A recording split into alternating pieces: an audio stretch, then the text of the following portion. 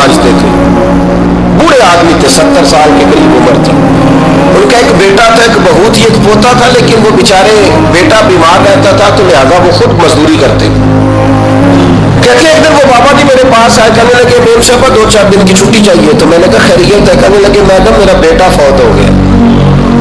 बेटा,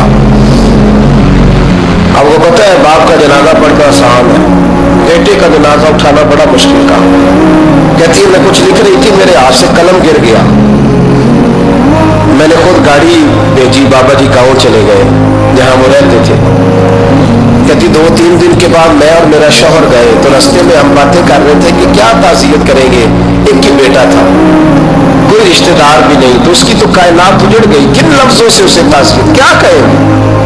कहते जब हम गए तो वो टूटी हुई चटाई पे बैठा था, कुछ लोग करीब थे, हमने जाके कहा बाबा आप मुसलमान हैं, हम आपको क्या नसीहत करें, एक ही बेटा था कि किस तरह करके हम आपको तसल्ली दें। तो कहते उसने आंखें खोली, बूढ़ी आंखों में ईमान की रोशनी, कहने लगा बीबी क्या ताज़ियत की बात करती हो, मैंने कोई पैसे जमा करा के बेटा लिया था, खुदा ने फजल से दिया था, अदल से ले गया है, मैं अपने रब के फैसलों में बड़ा राजी हूं। अल्लाहु अकबर। वो खातून कहती है कि वो बाबा जी से मैंने कहा कि चलो आप 1 महीने की छुट्टी कर ले, तो कहने लगा नहीं मैडम मैं मुसलमान हूँ, मुफ्त की रोटी नहीं खाता, मजदूरी करके खाता हूँ, मैं इंशाल्लाह 2-3 दिन के बाद काम पे आ जाऊंगा।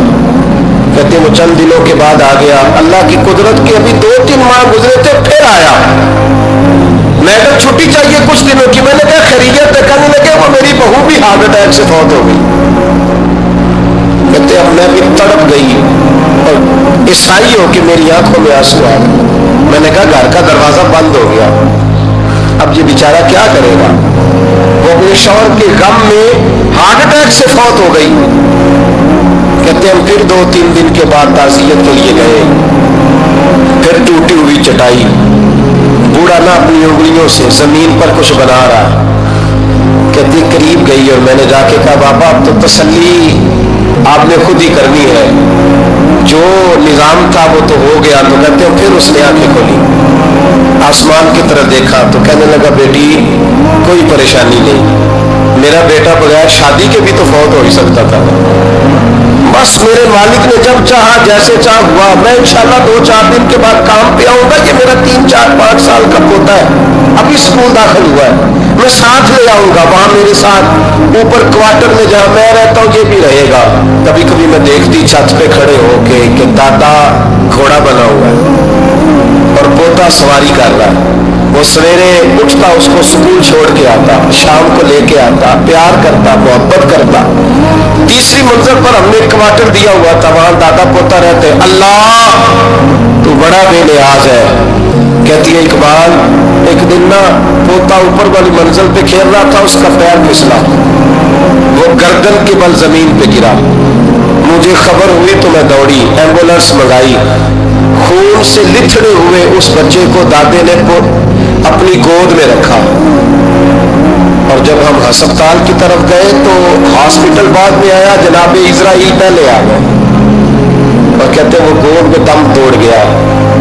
फिर दादे ने उसे अपने हाथों से गुस्ल दिया, फिर उसने अपने बूढ़े हाथों से कब्र खोदी और फिर मिट्टी डाल के कहने लगा इन्ना लिल्लाहि व इन्ना इलैहि राजिऊन, जे सोना ही मेरे दुख विच राज, जे सोना ही मेरे दुख विच राज। फिर सुख नू चुल्ले डावा। कहते वो मिट्टी डाली उसने और जब वो वापस पलटा तो मैं बाजू से थाम के होटल करीब लाई और मैंने उसके करीब कहा कि बाबा तू टूट गया है, तू बिखर गया है।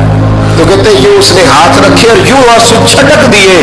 कहने लगा मैडम क्यों क्यों, मेरे अंदर कोई अकीदा नहीं, मैं कोई लवारस हूं, मेरा कोई रब नहीं, मैं क्यों परेशान रहूंगा, मैं तो पका हुआ पालू, थोड़े दिन गुजरे के कब्र में जाऊंगा और जब जन्नत में जाऊंगा तो अल्लाह मेरी बेटे से भी मुलाकात कराएगा, मेरे पोते से भी मुलाकात कराएगा, मेरा रब सारी मुलाकातें करा देगा, मैं अपने अल्लाह की रज़ा में बड़ा राजी हूं।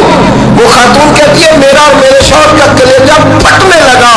मैंने कहा बाबा ये जज्बा कहां से मिलता है, ये सुकून कहां से आता है, ये कैफियत कैसे मिलती है।